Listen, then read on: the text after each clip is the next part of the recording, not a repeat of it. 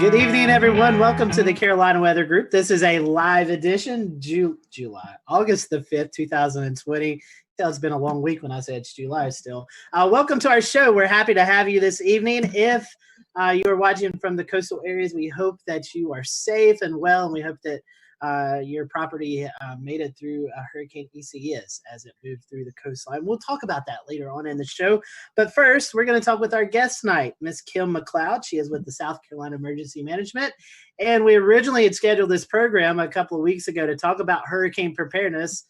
Little did we know that we would be going through a hurricane just a few days prior to, or before this interview. So some of this information I think will be good because it'll be a good refresher as we enter the peak of hurricane season. I do want to say we do have some storms out there this evening, a flash flood warning in Catawba County for the next few hours. So keep that in mind if you are traveling in the Catawba Valley. So Kim, welcome to the show. Happy to have you. I will kind of give you our first timers first question always. It's normally, how did you catch the weather bug? You have dabbled in weather a little bit with your job, but emergency management, how did you know you wanted to get into this career? Well, it happened completely by accident. I was working with the South Carolina Department of Transportation, and of course, they are a big member of the state emergency response team. So that's how I met my boss, my now boss. And so there became a job opening. I applied, and you know, it's one of those jobs where you either love it or you hate it. Fortunately, I do love it quite a bit. There's a lot of adrenaline rush. You're rushing around. There's a hurricane coming, and so there's a lot of activity. And honestly, like, I go into work and I'm doing different things every day. So there's a lot of variety, and there's always a lot of excitement. Kim, does SCEMD employ any meteorologists right now? We don't have meteorologists that do meteorological work. Our hurricane program manager, the one that handles the plans for hurricanes, he's a former meteorologist. So we do have some people with some of that technical background on staff, and of course they use that in their planning, but we don't employ meteorologists as meteorologists for weather. We rely on the National Weather Service for that support. Gotcha. Kim, talking about that, a lot of followers who watch the show or listen to the podcast, they hear us stream the press conferences from Governor Cooper and McMaster in South Carolina and Cooper in North Carolina. We always see John Q, a friend of our show, kind of give a briefing of what's going on in the weather world. Talk about that relationship you guys have there with the National Weather Service in Columbia. We love John Q. He's a great partner to work with. He's really easy to work with and is always there to give us that information we need so we can make public safety decisions during hurricanes or tornadoes or any type of weather event. And he's in the trenches right there with us. If something's going on at 2 a.m., he's there too. He's doing the briefings with the governor and giving the governor and the counties and of course the state the information that they need weather-wise so they can make good decisions for the citizens of South Carolina.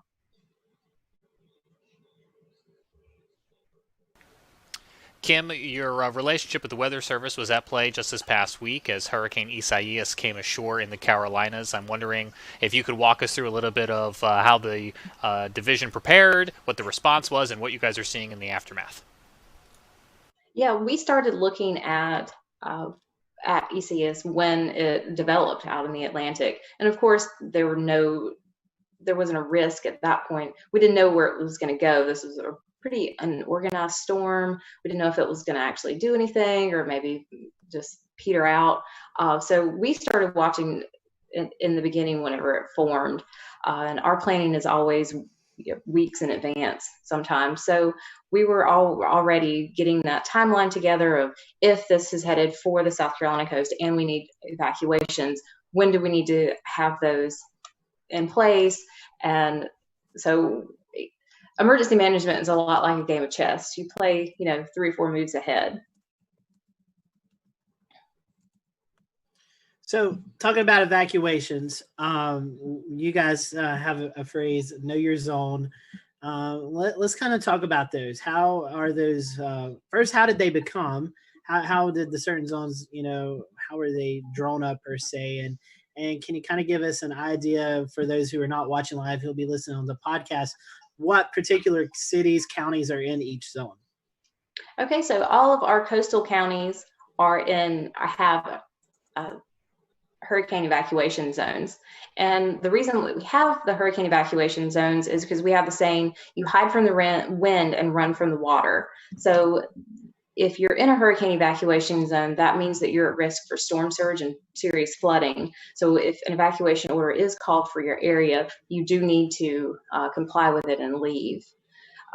They're made by the counties. Really, the counties come up with the zones themselves because counties know their areas much better than the state ever would.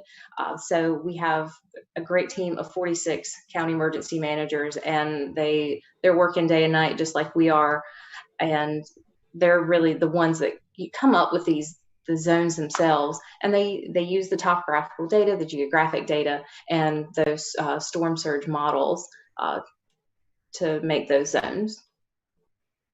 I'm looking at the website right now. It looks like you guys have it kind of broke down into the northern coast, central coast, northern coast with the Myrtle Beach area, central coast around Charleston, the southern coast around Hilton Head. So I guess you guys do conference calls with local county emergency managers and kind of come up with a plan on who needs to evacuate at what time. Oh, absolutely. The county emergency managers are right there in the middle of it. They're really the boots on the ground. Those decisions usually are suggested to the governor by the county emergency managers. And of course, the governor is the one who officially orders hurricane evacuations, and he takes the advice from the county emergency managers, the National Weather Service, state emergency response team members, and SCEMD. Kim, South Carolina is pretty well known for running very smooth and effective evacuations from the coast with the lane reversals of I-26. And I know that's a new thing in the past 3 years, I believe. Can you kind of walk us through how that works and what kind of goes into getting that going? It takes a lot of practice.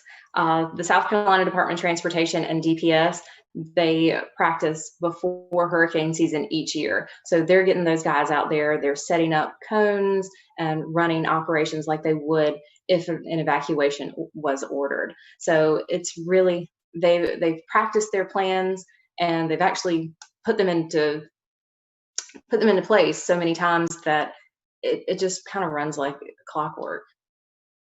And if you have questions about which zone you might be in, you can go to our website at scemd.org and type in your address, and it'll give you what zone you're in, or tell you that you're not in a zone. You can also do that on our South Carolina Emergency Manager app that is free to download on the Apple Store and Google Play.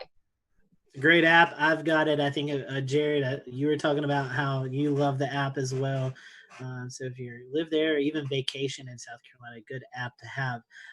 One thing, Kim, when you guys do, Evan was talking about the evacuations. You guys do these a couple of days before the storm is expected to make landfall. I know it's probably to help congestion and things like that, but how far do you guys plan out for that? What's the timeline look like when you see an approaching hurricane coming and we're probably gonna have to evacuate? So what's that timeline look like from watching the storm to actually initiating these evacuations? Well, evacuations, we need about 36 hours to evacuate the coast because there's a lot of people. And there's a lot of prep work that goes into reversing those lanes. So you have to get crews out there. They got to get all their stuff together. Then you actually do the evacuation. And then after the evacuation is over, then you have to get crews back out there and pick up all of those cones and that sort of stuff, because you can imagine what's going to happen to one of those barrels once storm force winds set in. One thing that, and I'll give it to the other guys, just came to my mind, and I don't want to forget the thought. James, you may have to help me with this. I can't remember which hurricane it was, but you and I know had vividly had a conversation. It was in Horry County where South Carolina actually placed barricades or flood barricades, basically like sandbags to keep the water from coming over the roadway there on 501. I can't remember exactly what hurricane it was, but it was a lot. It seemed like a lot of preparation work that went into that. So talk about, those scenarios of flooding and things like that where the crews are getting ready for it. I think you're talking about the flood fight during Florence. That's it. Yeah, that was a huge deal. DOT and the National Guard, they were out there because we couldn't lose 501. If we lost 501, we couldn't get supplies into that area. So that was critical. And they pulled it off. I mean, sometimes in emergency management, you go by your plans and you got your SOP, your standard operating procedures, and you know what you're going to do and how you're going to do it. But sometimes things just come out of the blue and you just have to deal with them. And DOT and the National Guard both got out there and did an amazing job and kept 501 open so we could get supplies into that area where people needed them. That's right, Scotty. I remember that now. And to paint a picture for people who are trying to visualize what we're talking about, they had lined those, I think they're called Jersey walls, the concrete barriers that you'll see in a construction zone. And I remember the water coming up on both sides of it. We were watching under the traffic camera. And then just the road, the strip of dry road right through the middle. So yeah, that was some good coordination and great work. Well, to kind of address the big topic of 2020, the coronavirus, it's something that not only South Carolina's had to deal with, but the entire country. With hurricane season, we kind of got a brief run of it this past week.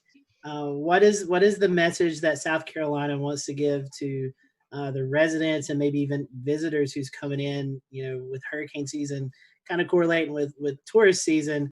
What is the advice that EM is giving out for those folks who may be faced with sheltering during coronavirus and all of that? Well, we have two basic messages. Our first is advanced planning. If you know what you're going to do and where you're going to go before an emergency, then it's a lot less stressful. You're not rushing around. You're not stressing yourself out because you already know what you're going to do. So advanced planning is key. We tell everybody they need to be their own emergency manager because you need to do that personal preparation and planning. And we have a great tool for that on our app. I'm going to mention that again. So there's a planning section in there that helps you keep track of what supplies that you need for your emergency supply kit. You can input your insurance information, and it tells you how to be prepared. So we really want people to go ahead and have that advanced planning and know if a hurricane is headed your way and an evacuation is necessary, what you're going to do in advance. We always tell people that emergency shelters they're lifeboats, they're not cruise ships. So that really should be your last resort. If you can stay with friends or family inland, that's always a good option. A hotel somewhere in the upstate maybe, but you do need to leave if a hurricane evacuation is issued for your area. And we're telling people also that a hurricane is a much greater threat to your personal safety than COVID-19. So if you do need to go to a shelter, by all means go, because we want you to be safe. You can't stay somewhere where there's a high risk of storm surge and flooding. You could drown. Flooding is very dangerous, and we really want people to heed any type of evacuation order that's issued by the governor because it's for your personal safety. Kim, would the pandemic have impacts on how soon you would need to start evacuations? I feel like that, we were stressed out a little bit, obviously already, and would that evacuation order have to come sooner, possibly? Possibly. I know that our preparation would start much sooner because you can't have as many people setting up shelters. You have to keep them socially distanced and all of that. So our prep work does take longer, so we need to start sooner. And also, even after a storm, when you're doing recovery cleanup with those road crews and the power crews, they can't fit as many people onto the trucks as they used to.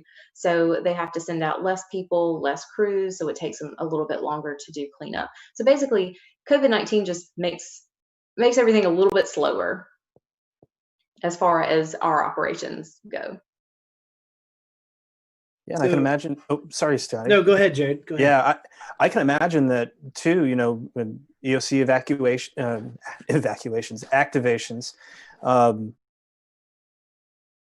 You know, I'm sure you probably have a good mix of remote happening now. Is that something new? Yes, absolutely. We've come up with a plan. Some of our emergency support functions will only be virtual, and then some will be in the State Emergency Operations Center. Typically, you know, during Florence, we had almost 200 people in there during the day sometimes, and this time, you know, it was a much less serious storm, but we probably had maybe 50, 60 people in the Emergency Operations Center. So we had a lot less people there, and most people were supporting virtually. So kind of speaking to the virtual component, I want to give you a chance to kind of talk about your app that you offer South Carolinians, and kind of quickly start with a question of, you know, if I live in South Carolina, first of all, if I'm a resident, what's the best way for me to report any damage or storm-related issues that I see? And secondly, kind of, you know, can you speak a little bit about the integration of where you pull data elsewhere, such as National Weather Service, or do you use any of the programs that exist, such as Spotter Network, or you know, do you look at Skywarn as kind of a more official source when you see those reports come in? Well, what we watch a lot of social media. We see a lot of pictures that are being posted by residents, by news media. So we can use some of that information and pull to know where we should send damage assessment crews to look for damage. We also have on our South Carolina Emergency Manager app a tool for damage assessment. So that's a huge resource for us. We want people to go in there and report damage to their home or business because it helps us. We just crowdsource that information, and we typically get a very good response from people. They want to help out. They want to let us know what's going on in their area. So if anytime there's any significant weather in your area and you get damage to your home or business, please just report it to us. You know, it's a great way for us to keep records and know where to target those damage assessment teams. And do you happen to know, like, the outreach of that app? Like, is it like, do you have any sort of percentage of the population, or do you know, is in some counties and not others? Do you know if the reliability of it based on area or anything like that? We've had over 100,000 downloads, so Awesome. Cool. A lot of people have it, and a lot of people like it. So we've gotten some good feedback from people. That's great.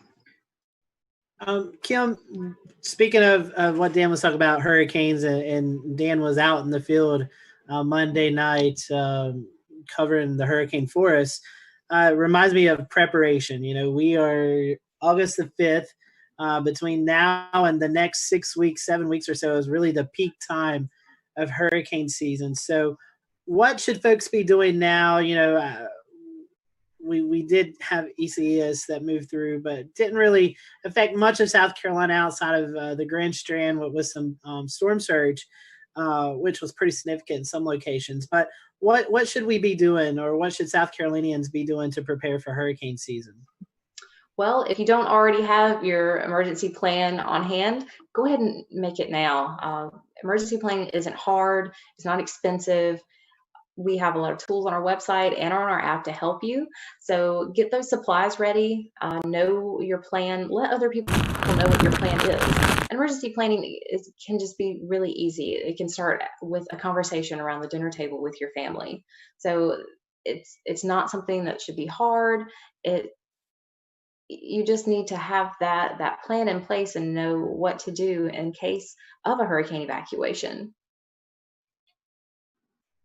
And so to kind of be kind of clear about what I should look for in this app, if I'm a listener, and to all the listeners out there, if they were to go into their app store right now, what should they type in to find that app? If you type in South Carolina Emergency Manager, and I'll show you.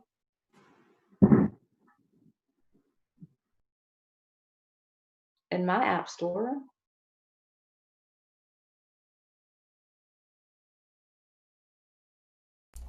I happen to have the Apple version here, Yeah. although I think my background is keeping you from being able to see it. Yeah, it has it's the icon is blue and has a red triangle with the palmetto tree and the crescent moon.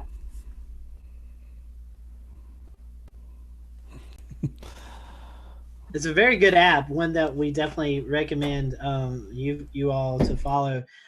Kim, for maybe those who are watching, maybe don't have the app or just have like a piece of paper, what are some of the essentials that people should be if they find themselves evacuating from the coast? What should they be bringing with them? Well, you want to have a copy of important documents. That's a really good thing to have. You can digitize them or keep them in a plastic bag or something like that so they don't get damaged. You'll need supplies like, just have some extra water in your car while you're evacuating, some snacks, cash. That is another big thing. A few years ago when the FEMA people came in to assist with Hurricane Florence, one of the guys was actually telling me a personal story. He said that he was working during Katrina and they were going into New Orleans, and before they got there, they stopped at a local little gas station on the side of the road, and he got a Gatorade and handed the guy a $20 bill, and the guy said, "Thank you." So keep cash on you and keep it in small bills, ones, fives, tens. Don't have 20s because you might run into a jerk like that who isn't going to give you your change and is going to rip you off. So small bills, always have cash, because if there's widespread power outages, your credit cards may not work and you need to be able to gas up your vehicle so you can stay on the road. That was an expensive bottle of Gatorade. Yes. And just kind of as we start to end this, South Carolina, you guys, just looking back over the last few years, Jared, help me if I don't get all these events right. I think we had the 2015 flood, Matthew. We had some effects from what was the storm that caused all the Irma. We've had Dorian. We've had effects of Dorian. You guys, you've endured a lot of hurricanes and tropical systems. We had the major tornadoes earlier this year. Are you guys tired? I mean, yes. Are you tired? Not only that, you're facing a pandemic right now with coronavirus. I mean, are you? I mean, North Carolina gets their fair share, but it seems like over the last couple of years, South Carolina's really been hit hard. Yeah, we are pretty tired. We've been activated for COVID-19, supporting DHEC for 150 days now. So that's been interesting. And yeah, like you said, for the past few years, we've been dealt quite a blow with storms and hurricanes and tornadoes. But that's our job, and that's what we love to do. So we are always there to work through it and do what we can for the citizens of South Carolina. But yeah, we're kind of tired. We could use an off year. Yeah, I haven't looked in the last couple of weeks, but I know at one time South Carolina was number 3 in the country behind Kansas and Mississippi with reported tornadoes this year. I think at one time, that was a couple of weeks ago, so it may have changed, but number 3 in the country with tornadoes for the year. So Kim, one more time to promote social media, websites, the app that you guys, how can our followers and listeners tune in and get the latest information? Absolutely. We're always posting new information on our Facebook, our Instagram, and our Twitter pages. So just follow us at SCEMD and download the South Carolina Emergency Manager app and visit our website, scemd.org. All right. Well, Kim, thank you. Stick around if you want to. But for now, I'm going to toss it to Frank, and he's going to give us the latest on the weather for this upcoming week. Thank you. Thanks and good evening. It's meteorologist Frank Strait here with your weather outlook across the Carolinas for the next few days. Now that we have Isaias out of our hair, it's long gone at this point, though having caused quite the ruckus over the eastern Carolinas over the last couple of days and a good bit of damage. Recovery efforts, unfortunately, will be hampered by some more active weather over the next few days. Reason being is that we have an unusually deep upper trough over the eastern part of the country. Jet streams pushing much farther south than usual for this time of year. Thankfully, that's helping to hold the heat in check, but unfortunately, we're seeing pretty good coverage of showers and thunderstorms as a a result. I think it gets more active in the areas that were impacted by Isaias as we go through the rest of the week. For now, that upper trough is more centered over the Tennessee Valley, and on the east side of it, we're seeing showers and thunderstorms fairly widespread across the western Carolinas and a good bit of South Carolina. In general, that will be with us through this evening with a lightning and downpour risk. Locally damaging winds with one or two of the storms as well, but they fade away as we go through the late evening hours. That upper trough will make slow eastward progress the next couple of days, and again, after that, it looks as though it gets out of our hair. Now, let's take a look at the forecast, and we'll start by looking at the upper air charts as usual. Again, the jet stream getting much further south than usual for this time of year, and that's going to be the case for the next couple of days. This feature shifts slowly eastward. A little disturbance you might have noticed on the satellite picture of the Arklatex will move in tandem with that. Results in that passing by just to our north and west Thursday night into Friday, and once that's out of the way, we'll see that upper trough lift out of the area, and the jet stream retreats back to the north along the Canadian border where it usually is this time of year. And that's where it stays for a while, and that results in us heading back to fairly seasonable weather for this time of year. It gets a little hotter. It stays steamy. Afternoon thunderstorms will be widely separated around the Carolinas during this time, starting Sunday and going through the first part of next week. Then later next week, it looks like we could see another upper trough develop over the eastern part of the country. Jet stream starts to dive southward again. Might result in another cold front getting fairly far to the south and another cool down for us as well. Now we'll see how this shakes out at the surface. Looking at the Canadian model here, it looks to be a fairly active day on Thursday, especially across the western Carolinas, closer to that trough. In fact, a few severe storms can't be ruled out. The Storm Prediction Center has us in a marginal risk, the lowest risk level they have for severe storms, so locally damaging winds would be a concern, and fairly good coverage of showers and thunderstorms elsewhere around the Carolinas too. Into Friday, we stay active. But things start shifting eastward a little bit. Still some showers and storms around, though. And again, not as hot as usual for this time of year, except in South Carolina. Next couple of days, it looks as though we're close to average with highs 90 or a little above that the next couple of days, but mainly 80s elsewhere. And then over the weekend, Friday, or I should say Saturday, looks to be a pretty nice day across the western Carolinas, even though we can't rule out the afternoon shower thunderstorm, the few and far between. The heat and humidity remain down a little bit, though. It looks like a pretty good day to go up to the mountains on Saturday, and it may be the case for Sunday as well, even though it starts getting hotter there. But our front that we see stationary over the Carolinas now, once that disturbance over the Arklatex gets out of the way, we'll see that front just start to wash out over the eastern Carolinas. It doesn't look as nice for the beaches, but won't be a complete washout either. Then early next week, again, typical summertime heat and humidity looks to be on tap for Monday through at least Wednesday, with no weather features really affecting us. Just stray afternoon showers and thunderstorms, and highs 80s mountains and coast, mostly high 80s there, and then 90s elsewhere across the Carolinas, even potentially some mid-90s in the Carolinas. And again, later next week, it looks as though we could see a front trying to push fairly far to the south, but not reaching us till at least the end of next week, it looks like. Now, quick word about the tropics. There's not much to worry about right now, thankfully. Now we're dealing with the aftermath of Isaias. One disturbance there that the National Hurricane Center is watching between Florida and Bermuda, but it doesn't look all that impressive on satellite pictures. Elsewhere, there's really not much to worry about. A couple of tropical waves to watch. There's one over the western Caribbean, one approaching the islands, and another over the eastern part of the Atlantic, but it looks as though none of them have much chance to develop in the coming days. And that's all for your forecast for now. Now back to Carolina Weather Group. Frank, thanks so much. James Briarton with you here in Charlotte as we continue on with tonight's presentation, Wednesday, August the 5th, 2020. Carolina Weather Group panel still with us, and we're talking about the aftermath of Hurricane Isaias, which, as you recall, came ashore near Ocean Isle Monday at 11:10. Category 1 hurricane, before then moving up the I-95 corridor, impacting not only eastern North Carolina, but from Virginia all the way through the Northeast, even places like Vermont. Evan, what was that wind speed that was recorded in Vermont you were telling us before the show? Yeah, Mount Washington in New Hampshire recorded a maximum wind gust of 146 miles an hour as Isaias passed nearby, and I believe that's a new August record. So that's quite substantial. By far and away the highest number posted or recorded anywhere from Isaias, but of course that is up at 6,000 feet, so it's a bit skewed. But I mean, we had at one point tropical storm warnings that stretched from Florida through Maine.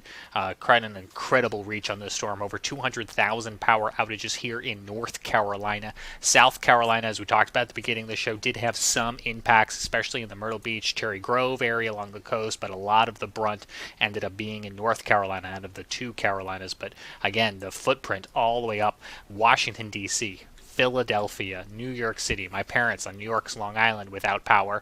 Most of that island, or not most of that island, but a lot of that island, I should say, still without power, although somehow, miraculously, my parents got power back within 24 hours, and that was a pleasant surprise for them. But back here at home, EF1 tornado snapping 100 trees, producing roof damages to several homes in the Bellevue community in Brunswick County, and unfortunately, at least 2 people have died as a result of what we now know to be an EF3 tornado in Bertie County. Dan, you were there. We have some of your video. I'm just going to let you explain to our viewers what you observed in the aftermath of what was a very powerful tropical tornado that this hurricane is responsible for. Yeah, thanks, James. So basically, I was expecting a little less damage with it being a tropical type of tornado. Here in this image, you can see that's actually a mobile home that is crushed and destroyed in pieces off of its foundation. I'm just driving along the road. Basically, the heaviest areas of damage where houses were destroyed were completely barricaded off from the public. You had to show an ID that you lived there in order to even get through. But these roads, such as the one in the video, you could still drive right through. There are power lines down. I saw hundreds of trees down, clear damage paths where the tornado came right over houses and then moved through woods and created a clear line of damage through everywhere that it hit. I mean, dozens and dozens of houses damaged outside of the main area where the largest damage even occurred. So when I started seeing this, I knew that there was kind of widespread and wide amounts of damage, so long and wide. So why was this? And it was kind of curious to me. Come to find out, it did get rated as an EF3 tornado, and it was shown as on the ground for at least 10 miles. In this video portion here, this is a commercial building that was hit kind of near the end of its damage path. So it did damage all the way from kind of rural homes out in kind of farmland all the way up to the main roads where they had commercial buildings, and it flipped a food truck, damaged some of those windows, roofs, and signs and everything else like that. Here we're kind of looking at more kind of damage along the side of the road. You can see these trees are just snapped off at the top. The power lines are down there as well. To the right of this frame, you see more damage to the trees. It really, the community response was quite interesting as well. It looked like a place that had been through some sort of disaster. There were people driving around all over the place. In this image here, there's a police officer in front of me.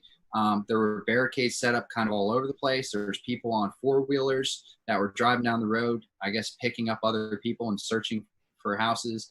Or searching for things within houses. At the barricades that I stopped at and talked to the police officers, they said they were still actively doing search and rescue missions. And this was at 1 p.m. They had all morning of performing search and rescue missions past after Isaias had already left, and they were still performing them. So that gives you an idea of we're 8 hours into daylight and we're still doing search and rescue missions.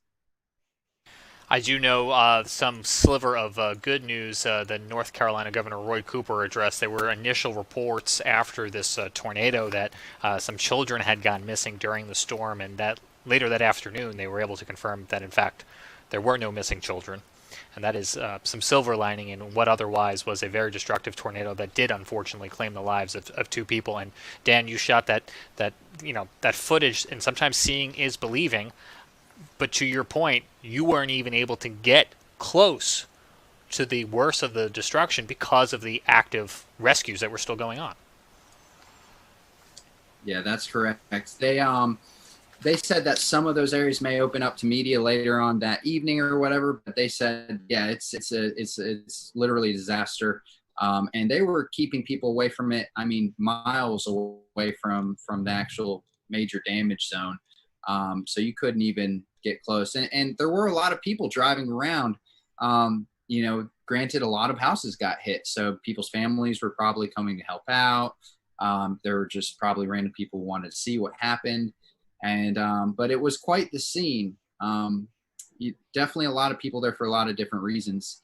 And you know, honestly, when I was driving around at this point, there was very little, a lot less, let me put it this way, a lot less storm recovery, damage recovery happening here in this. You see an ambulance. So there's a couple things here and there happening. You see one person maybe on a roof repairing some shingles.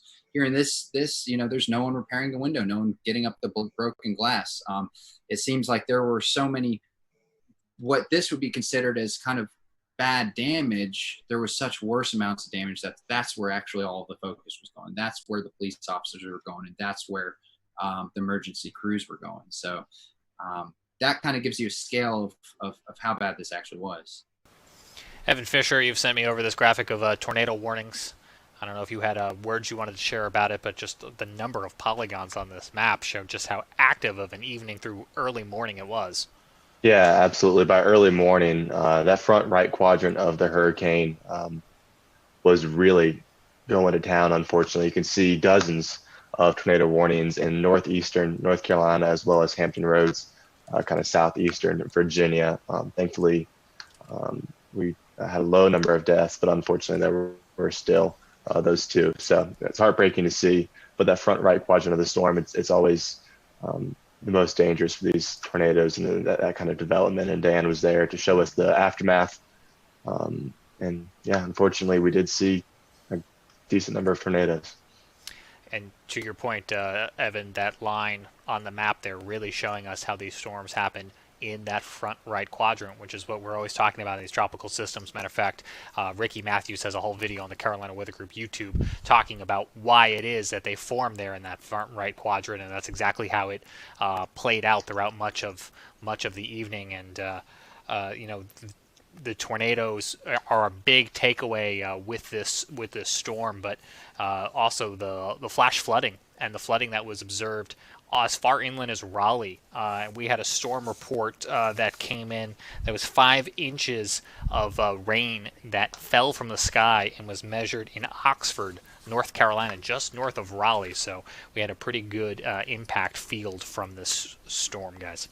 Yeah, a couple of comments. One, talking about the tornadoes, it kind of reminded me of Hurricane Dorian last year. We saw those huge tornadoes come ashore in southeast North Carolina in the Grand Strand area. But second of all, it's kind of a gripe. Can I gripe? Is that okay? Can I just get on my soapbox for a minute? I guess so. I think I'm out of news. I'm out of my news bulletins. Okay, so it's not entirely true, but I will yield the floor for your griping. I will say I watched a lot of our local media, national media, and interview after interview after interview. I would assume vacationers, because they said they've never ridden out a hurricane or so. Their comment was, "We only thought it was a Category 1. You know, it's just a Category 1. We didn't think it was going to be that bad." At some point, we as forecasters, meteorologists, you know, we try to hammer on. Sunday night, we were talking about impacts. That's the whole show. Was impacts, flooding, storm surge, tornadoes. At some point, it's like beating the dead horse, guys. Is it time that we go away from the Saffir-Simpson scale that focuses mainly on wind, and we try to find some new scale that focuses on all the impacts? Because when we say Category 1, people automatically 75-mile-per-hour wind. They don't come into consideration storm surge, flooding, tornadoes. Is it that time that we have this discussion that it might be valid that we start looking at some other ways to rate these hurricanes? Scotty, I think that's actually in progress already. I think that a lot of within the Weather Service, I think there's some preliminary discussion about that already, especially with NHC, and you may have heard that AccuWeather has developed their real impact scale to help to provide better context of the damage potential for a tropical system, and I think that's a good idea, and I think that we need to start pushing more toward developing a new scale, because the Saffir-Simpson scale, it was fine when it was developed and it was fine for a while, but I don't think it's fine anymore. Scotty, to piggyback on that too, remember Spring-Made Pier, they had the third highest tide on record after Hugo and Matthew from Isaias. Matthew at the time, Category 1 as well, I believe. Yep, absolutely. So, I mean, the relationship between, a Saffir-Simpson category and storm surge was, after Katrina, that was obviously a very hard lesson learned. But more needs to be done on that front. I'm grateful that that there is the emphasis on storm surge as its own hazard. The storm surge warning, I think, is a good product. I think that there is more that we can do to help disseminate that product, although the phones going off is a pretty good way to do it. We need to get people used to that. We need to get people responding to that. And as Kim said earlier, again, you hide from the wind, and you run from the water. And that's, if we can continue, I think the best thing that we can do is continue to hammer that home. Irma, I mean, when Irma hit Charleston, that was the top 3 tide. There got 9.97 feet, something like that, got very close to 10 feet. And I'll tell you, it's like, Irma was making landfall in the Gulf. That's the thing that was, that's the thing that was, it was crazy. The wind field was just so broad, and it was pushing a lot, and it just had a lot of breath to push a lot of water. So there's no such thing as just a tropical storm. There's no such thing as just a Cat 1. Every storm is different. Just because you might have gone through 1 or 2 okay doesn't mean you're necessarily going to get through the 3rd okay. Things change, things happen. So it's very important that people pay attention to meteorologists and the discussion of the potential impacts there. Prepare for the worst and hope for the best. I think if we do that, I think that puts people in a lot better position. But it's about awareness, and it's about some level of personal responsibility too. Well, I'll say this much: if you're watching this show, and I'm not trying to self-flatter us, but if you're watching the show, you are clearly engaged in weather. So thank you.